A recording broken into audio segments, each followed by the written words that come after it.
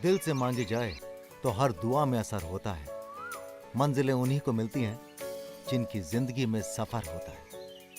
प्रकृति के बारे में अगर हम आंख मूंद कर सोचें तो ये बात हमारे कानों में बार बार गूंजती है कि हमारा अस्तित्व बस प्रकृति के साथ ही है। अगर मैं किसी 5 स्टार रिजॉर्ट में रुका या किसी 5 स्टार होटल में रुका तो मैंने क्या नया किया? मेरे काम में मुझे बहुत ट्रैवल करना पड़ता है। मैंने अपनी रात कहाँ बिताई, मैं कहाँ रुका, ये अक्सर मुझे याद नहीं रहता। हाँ, लेकिन अगर गढ़वाल में स्थित ऊखीमठ शहर के पास किमाना गांव में एक 80 साल पुराने गढ़वाली घर में मैंने रात बिताई तो मैं जानता हूं कि वो याद कभी धुंधली नहीं होगी। होटल के मखमली गद्दों से कहीं ज्यादा सुकून यहाँ के साधारण पलंग देते हैं। होटल की कालीन और पर्दों से कहीं ज्यादा आकर्षक ये मिट्टी से लिपी दीवारें और फर्श है। इसीलिए मैंने तय किया कि यहां से अपनी यादों के खजाने में मैं एक और याद बंद करके ही जाऊंगा।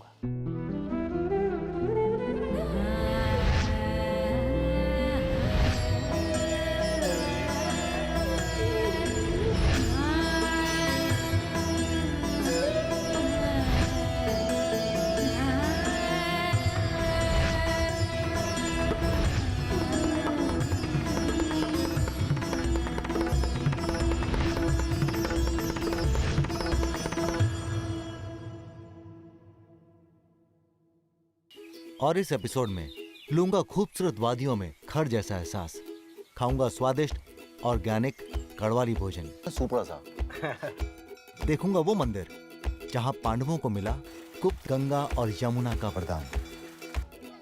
होगी ग्रामीण महिलाओं से जंगल में एक मनोरंजक मुलाकात। अरे यार, उत्तराखंड की वादियों का मधु चक्कर मैं हो जाऊंगा मदहोश।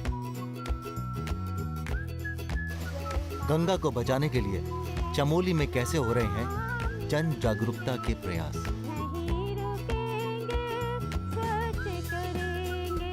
देखूंगा उत्तराखंड का छुपा हुआ खूबसूरत खजाना। भारत के 50 सबसे लोकप्रिय जिला अधीक्षक में से एक से होगी मुलाकात। जो अर्थ गंगा का कॉन्सेप्ट है वो यहाँ पूरी तरह फुलफिल हो रहा है। होंगे दर्शन केदारनाथ के शीतकालीन निवास के।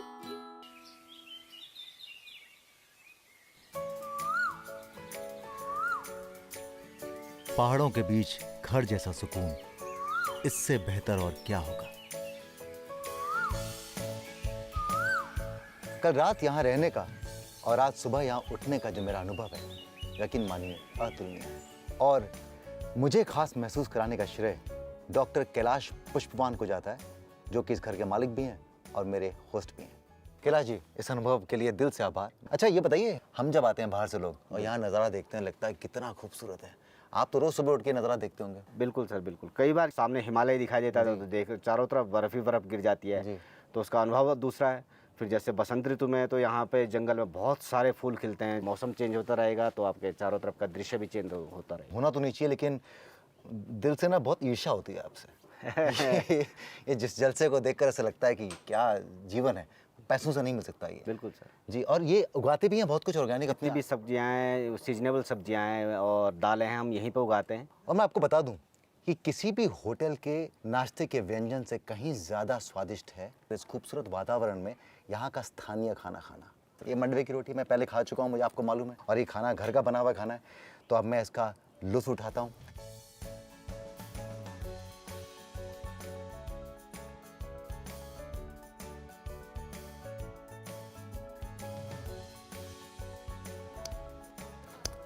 तो किसी को खाना कितना अच्छा लगा ये उसकी प्लेट को देखकर मालूम पड़ सकता है। ये देखिए, क्या बोलते हैं, सुपड़ा साहब।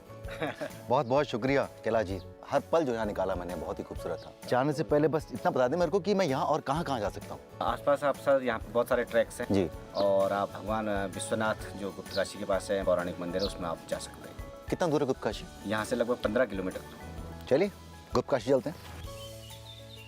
जीवन में घूमने के, भ्रमण करने के बहुत फायदे हैं। मैं कई बार कह चुका हूं आपसे, नई जगहों पर जाना, नए लोगों से मिलना, ये सब हमें दुनिया देखने का एक नया नजरिया देता है।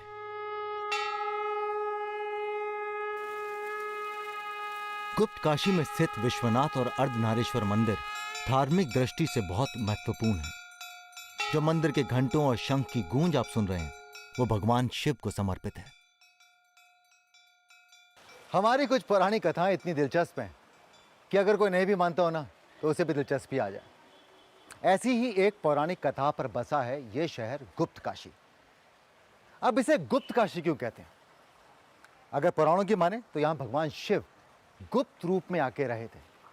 अब किसी भगवान को गुप्त रूप में आके रहने की जरूरत कैसे पड़ गई? इस सवाल का जवाब उनसे सुनते हैं जिन्हें पुराणों के बारे में मुझसे ज्यादा जानकारी है।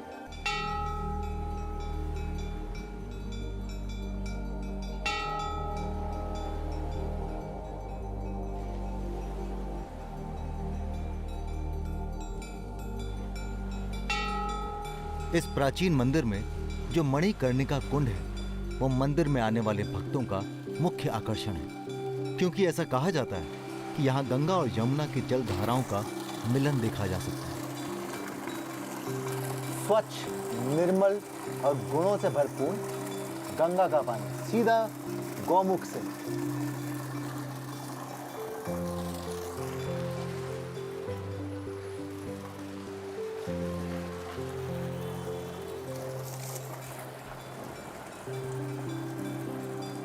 स्वच्छ, निर्मल और गुणों से भरपूर यमुना का पानी सीधा हाथी के मुख से।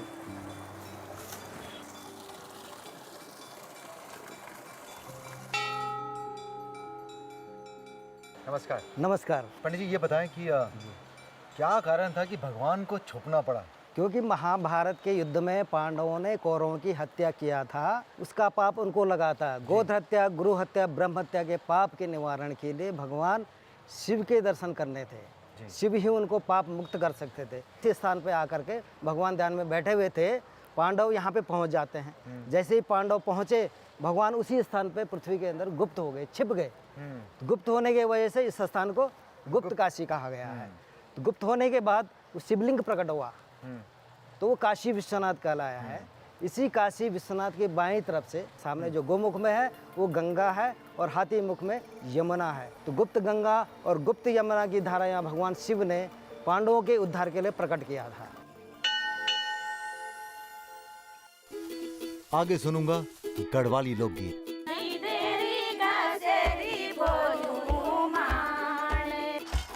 जानूंगा हैंडलूम इस क्षेत्र में कैसे बना रहा है महिलाओं को आत्मनिर्भर। चमोली में नुक्कड़ नाटक के जरिए स्वच्छता के प्रयास और मिलाऊंगा कदम पारंपरिक लोक नृत्य की ताल पर।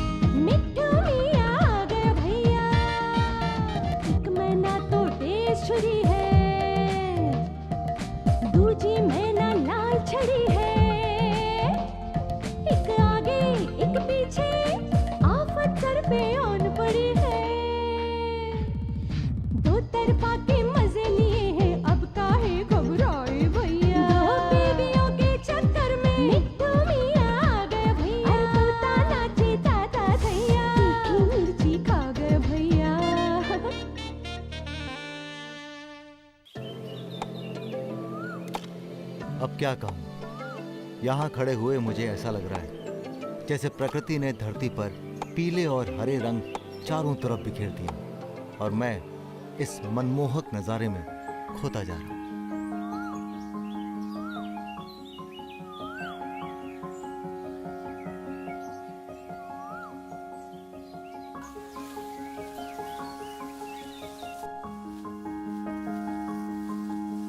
नमस्कार। नमस्कार। हाँ दादी नमस्कार। बैठिए बैठिए, 2 मिनट के लिए रुक जाइए। अरे बाप रे बाप, बड़ी फुर्ती के साथ में काम करते हो आप लोग। हाँ लेकिन थोड़ा हिंदी में बात करो ना, समझ में नहीं आती गढ़वाली। अच्छा गढ़वाली नहीं आती तो बोल देंगे टूटी फूटी हिंदी, हम गढ़वाली लोग हैं ना। पर ये बताइए कि इतनी सारे लोग, इतनी सारी घास रोज लेके जाते हो आप लोग? हाँ। लेकिन इतना बोझा उठाते थकते नहीं हो? और फिर भी ऐसा है ना, ए पहाड़े किनारी हिम्मत नहारी। अरे यार, कर्मठी होती है ना। मतलब आप बहुत बड़ी उदाहरण हो। आप तो मुझे ताकत दे रही हो। अच्छा ये बता दो कि सबसे बड़ी कौन है यहाँ पे? अरे बाप रे, इतनी खूबसूरत लग रही है। क्या उम्र होगी आपकी? 75 साल की। नहीं झूठ बोल रहे हो। 75 साल? 75? 75। और देखो कैसे बिल्कुल सीधे खड़ी हैं। क्या बात है, घास काट के भी सीधे खड़े हो। ये हुई ना बात। तो बैठो ना, आपका नाम क्या है? सुदामा देवी। सुदामा देवी जी बैठिए। अब ये बताइए कि इतना खूबसूरत वातावरण है, इतना खूबसूरत जंगल है, आप सब लोग भी इतने खूबसूरत हो, एक गढ़वाली गाना हो जाए तो चलिए सुनाइए फिर कुछ। ना जा तू बेरू बखान जी देरी गसेरी बोलू माने नी देंदी तू सरकारी बाणे गोरू भैंसू मेरी क्या खलाने। क्या बात है, ऐसे कहते हैं जंगल में मंगल। बहुत बहुत खूबसूरत गीत है, बहुत खूबसूरत तरीके से आप लोगों ने गाया, बहुत बहुत शुक्रिया। चलते हैं यहाँ से आप पे गांव में, लेकिन एक मेरी आपसे गुजारिश है, सबसे जो भारी वजन है वो मेरी पीठ पे लाद दीजिए। ठीक है। सबसे भारी वजन ये वाला अरे बाप रे बाप, ये इश्क नहीं आसान। चलिए चलिए चलिए, ओके।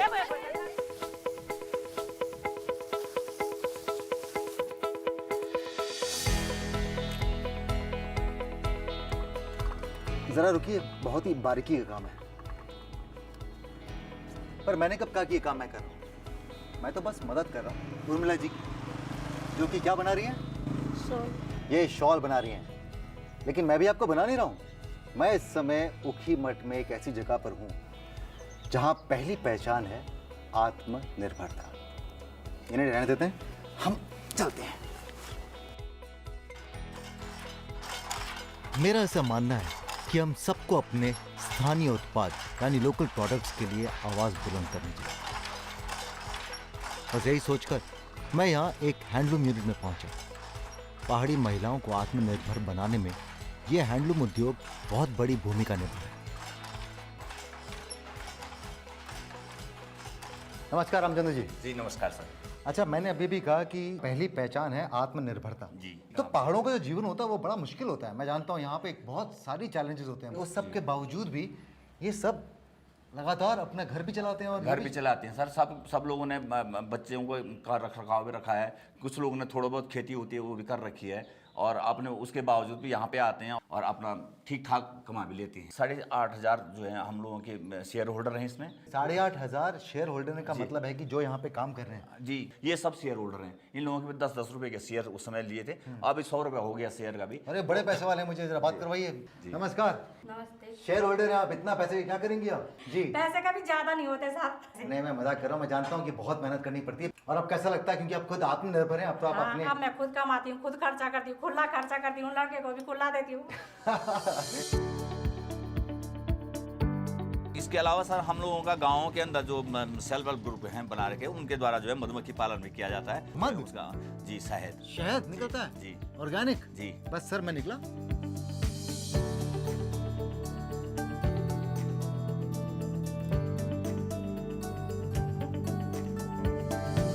नमस्कार। नमस्कार सर। ये हमारा जो है कि लॉग हाइव है। हम लोग 4 प्रकार के बी हाइव पे जो है मधुमक्खी पालन करते हैं। लॉग हाइव मतलब कैसे? इसमें मतलब अंदर जो है कि इस पे बी होती हैं सर। ऐसे ही जो है आप पे यहाँ पे जो है कि 8 से 10 बी हाइव हैं, तो 2-2.5 हज़ार रुपये पर मंथ का एवरेज इनकम एक महिला की इससे आ जाती है। ये सर हमारे जो बी है, तो इस बी का नाम है एपिसेराना इंडिका। इस हनी की क्वालिटी इससे बढ़ जाती है सर। अच्छा। क्योंकि यहाँ पे हमारा जो वर्किंग एरिया है वो है 1000 मीटर से और 1800 मीटर के ऊंचाई तक है। वहाँ पे जो है कि बहुत ही औषधीय प्लांट हैं, उनसे जो है ये बी जो है नेक्टर और पोलन लेती है और उससे जो है हनी बनाती है। मैं पकड़ सकता हूँ? आप पकड़ सकते हैं सर।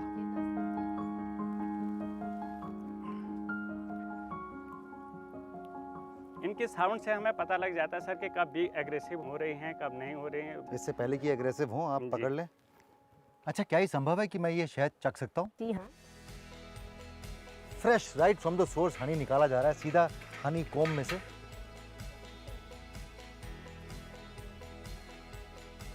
ये कहना गलत नहीं होगा कि इस मद को खाके मैं मदहोश महसूस कर रहा हूँ। चौपटा होते हुए अब मैं निकल पड़ा हूँ अपनी अगली डेस्टिनेशन चमोली के लिए। उखीमठ से चमोली की दूरी लगभग 70 किलोमीटर की है। गुगुती घुरुण लगी मेरा मैत की, बड़ी बड़ी गिरी ऋतु चैत की, हो ऋतु चैत की। बहुत बढ़िया, बहुत बढ़िया। प्रेरणा भी है, यानी इंस्पिरेशन भी है, अवेयरनेस भी है। जी जी। तो क्या मकसद क्या है? हम गांव-गांव में, शहर में और छोटे-छोटे मोहल्लों में जाके नुक्कड़ नाटक के माध्यम से लोगों को जागरूक कर रहे हैं कि जो ये गंगा है ये हमारी है और हम इसको स्वच्छ रखेंगे तो इससे हमको कुछ मिलेगा ही, क्योंकि गंगा हमको हमेशा देती है, लेती नहीं है। यहाँ देखो रास्ते में कितना कूड़ा फेंक रखा है। छी, छोड़ो इसे। अरे क्या बोल रहा है ऐसा? पढ़ाई में तो तेरा ध्यान नहीं है, कम से कम कूड़ा तो उठा। बहुत बढ़िया, बहुत बढ़िया, वेरी गुड। आजा बेटा, आजा। क्या नाम है आपका? लक्की। लक्की, ये बताओ कि नुक्कड़ नाटक क्यों करते हैं? सपना है सपना है? क्या सपना है? कि बड़े होकर एक्टर बनूंगा। अबे तेरी तो नुक्कड़ नाटक हम इसलिए नहीं करते हैं। नुक्कड़ नाटक इसलिए करते हैं ताकि लोगों में जागरूकता फैले। एक्टर तो बनेगा तू। जय माते गंगे नमामि गंगे, नहीं रुकेंगे सच करेंगे, हे माते गंगे नहीं रुकेंगे, जय माते गंगे नहीं रुकेंगे।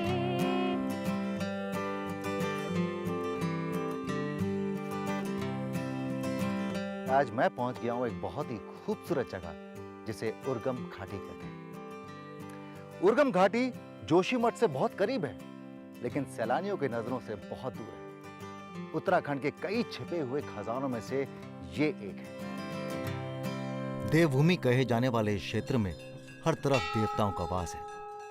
यहाँ आपको बहुत सारे प्राचीन मंदिर और उनसे जुड़ी कथाएं सुनने को मिलेंगी।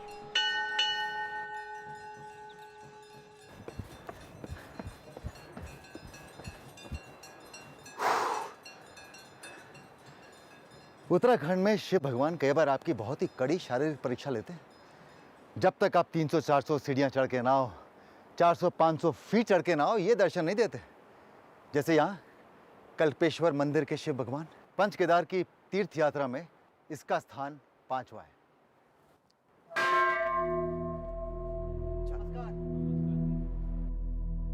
उर्गम घाटी का ये कल्पेश्वर मंदिर बहुत ही दिलचस्प मंदिर है। अपनी मान्यता के लिए तो ये प्रख्यात है ही, पर इसकी बनावट भी बहुत खूब है। एक बड़ी सी चट्टान के नीचे एक गुफा के अंदर ये मंदिर बना हुआ है, जहां भगवान शिव की जटा के रूप में पूजा की जाती है। मुझे बताया गया कि यही एक ऐसा केदार है जिसके द्वार पूरे वर्ष खुले रहते हैं।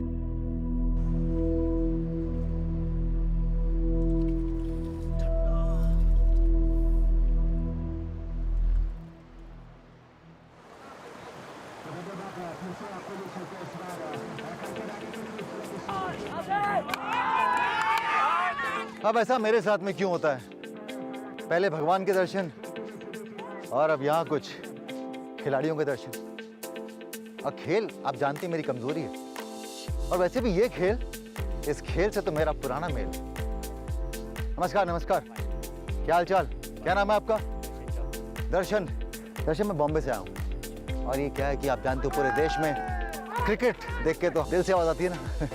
तो आप लोगों को दिक्कत होगी अगर मैं थोड़ा सा हस्तक्षेप करूं, थोड़ी सी बैटिंग थोड़ी सी बॉलिंग हो जाए? हाँ श्योर श्योर। क्या बात है, यहाँ के लोग वाकई बहुत अच्छे हैं। आइए सचिन।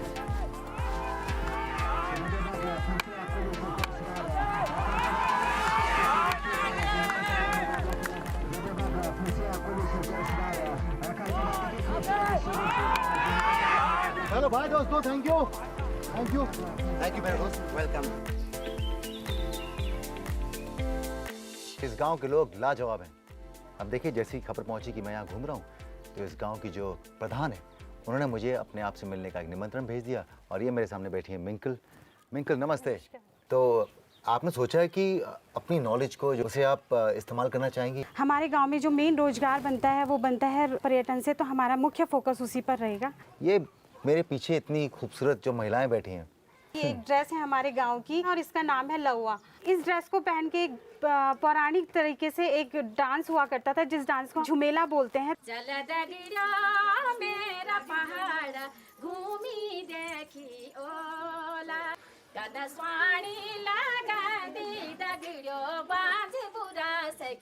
अरे बाबा बड़ा मुश्किल है। खेतों माली जांदा लसणी पतिया की चटनी में टक लगे के खांदा बाजी मुड़ाने को बाज जड़ी को ठंडो पानी पेंदा। धन्यवाद।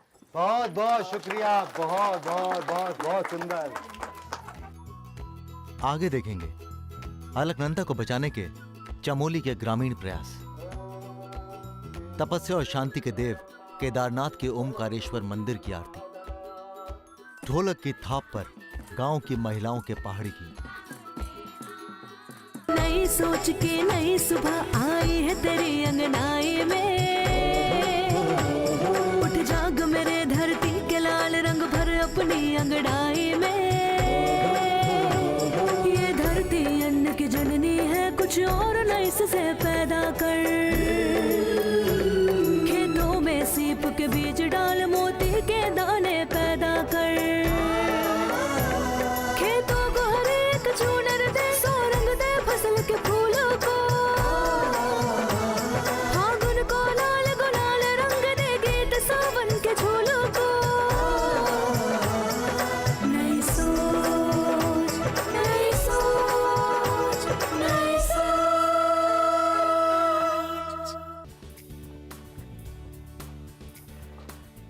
इस शो की एक खास बात जो मुझे बहुत अच्छी लगती है वो ये है कि पता नहीं कब किससे मुलाकात हो जाए। तो जब मेरे पास में चमोली से एक आमंत्रण आया तो मैं खुद को रोक नहीं सका। इसलिए नहीं कि वो आमंत्रण चमोली की डिस्ट्रिक्ट मजिस्ट्रेट का था, बल्कि इसलिए कि वो आमंत्रण एक ऐसी डिस्ट्रिक्ट मजिस्ट्रेट का था जिनकी गिनती इस देश के 50 सबसे लोकप्रिय डिस्ट्रिक्ट मजिस्ट्रेट्स में की जाती है। तो जब उन्होंने मुझसे कहा कि वो गंगा के संरक्षण के लिए कुछ बहुत ही प्रगतिशील कार्य कर रही हैं, तो मैंने कहा क्यों नहीं, चलिए चलते मिलते हैं।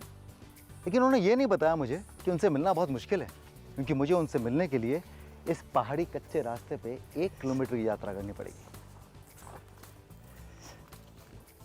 वेलकम राजीव जी, आपका चमोली में बहुत बहुत स्वागत है। पहले तो मैं ये बता दूं कि डीएम से मिलना आसान नहीं है, बहुत मशक्कत करनी पड़ती है। आधा किलोमीटर चल के आना पड़ा मुझे। नॉट एट ऑल, यहाँ मतलब हर जगह हमारा पहाड़ ऐसा ही है और यही पहाड़ का मजा भी है जो आपने चलकर आज देखा। Thank you. Very very nice, it was very interesting. अब ये बताएं कि ये सब क्या है? तो अभी जैसे हम लोग यहाँ ऑर्गेनिक फार्मिंग के लिए यहाँ पे नमामि गंगे में कवर्ड है, तो यहाँ इनको बायो फर्टिलाइजर, बायो पेस्टिसाइड्स इन सबको बनाने की ट्रेनिंग दी गई है। जो अर्थ गंगा का कॉन्सेप्ट है वो यहाँ पूरी तरह फुलफिल हो रहा है और हमारे नदियों का फायदा है, बिकॉज हमारे जो केमिकल पोल्यूटेंट्स होते हैं वो अब नहीं है। इससे अच्छी कोई बात हो भी नहीं सकती है। अच्छा, अभी नमामि गंगे की वजह से जो है नया एक शुरुआत की गई है जहाँ हाँ, पे ये नमामि गंगे के तहत जो ये कंपोस्ट पिट मिला है, खेतों में जैविक होता है वो अच्छी तरह से हो जाता है। घर से सपोर्ट मिलता है।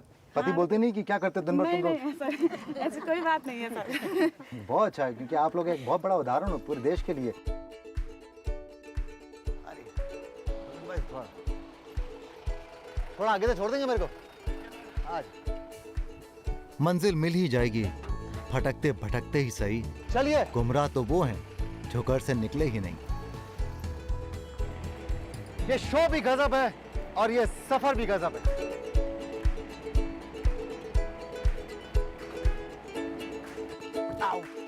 बहुत बहुत शुक्रिया, थैंक यू थैंक यू।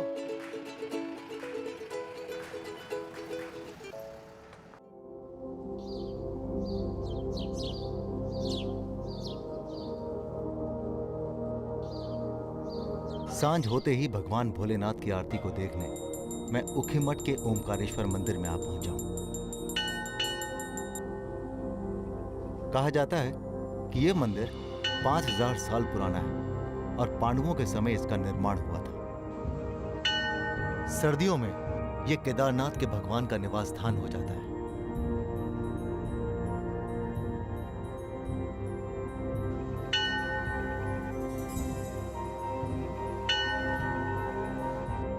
नमस्कार। अच्छा, ये सर्दियों में केदारनाथ जी के मंदिर के भगवान जो हैं वो यहाँ श्री ओमकारेश्वर मंदिर आ जाते हैं। द्वादश ज्योतिर्लिंग में भगवान केदारेश्वर यहाँ पर दिव्य स्थान पर विराजमान है। कहते हैं अन्य क्षेत्र कृतम पापम केदार क्षेत्र विनश्यति, केदार क्षेत्र कृतम पापम वज्रलेपो भविष्यति। पांडव यहाँ आए, लेकिन भगवान शिव ने उन्हें एक रूप में एक स्थान पे दर्शन नहीं दिया, अलग अलग स्थानों पर अलग अलग रूपों में दर्शन दिए। वही 5 केदार हुए। ओम दीपो ज्योति ब्रह्मा दीपो ज्योति जनार्दन दीपो हरतु मे पापम पूजा दीपम नमोस्तुते। हमारा पूरा जीवन यादों के आसपास ही घूमता है। कुछ खट्टी होती हैं तो कुछ मीठी। सूरज डूब रहा है पर मेरे पास एक और निमंत्रण है। चलिए अपने यादों के पिटारे को और मालामाल कर देता हूँ।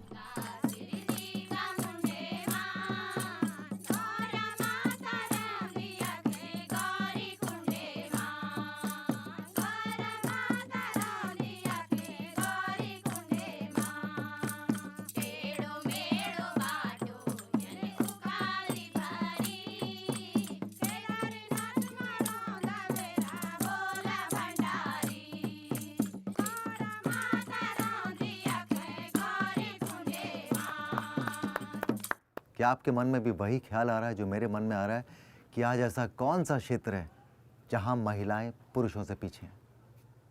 शहरों को भूल जाएं, आज गांव-गांव में महिलाएं पुरुषों के साथ में कंधे से कंधा मिलाकर चल रही हैं। एक वो दौर था जब बेटियों को पढ़ने या काम पे भेजने के लिए प्रोत्साहित करने पर समाज प्रश्न उठाता था, और आज ये समय है जब बेटियों को पढ़ने या काम पे भेजने के लिए हतोत्साहित करने पर समाज प्रश्न उठाता है। तो सलाम है उन महिलाओं को जिन्होंने पुरुष प्रधान इस समाज में अपने लिए जगह बनाई, और सलाम है उन पुरुषों को भी जिन्होंने इन महिलाओं को अपना साथ और समर्थन दोनों दिया, और बधाई है भारत के इस बदलते स्वरूप को। तो मैं चलता हूँ, अगले एपिसोड में दोबारा हाजिर हूँगा, लेकिन जा रहा हूँ इस उम्मीद के साथ कि इस बदलते दौर में आप पीछे नहीं रहेंगे। अपनी वसीयत में अपनी बेटियों को बेटे के बराबर जगह देंगे। गुड नाइट, शुभ रात्रि।